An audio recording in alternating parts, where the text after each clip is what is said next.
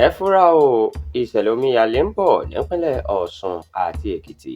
Ìjọba àpapọ̀ ṣèkìlọ̀.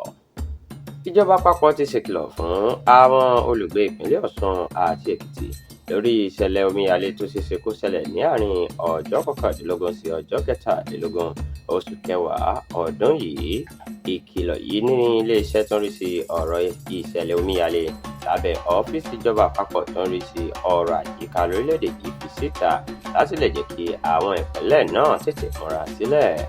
Gẹ́gẹ́ bí àtẹ̀jáde tí adarí iléeṣẹ́ ọ̀hún Usman Abdullahi Bukani fi síta, ìjọba àpapọ̀ rọ àwọn tí ọ̀rọ̀ kàn láti jọ̀ọ́ jàre kí wọ́n ṣe ohun tó bá tọ́ àti ohun tó bá yẹ láti lè dènà ìṣẹ̀lẹ̀ ọ̀hún.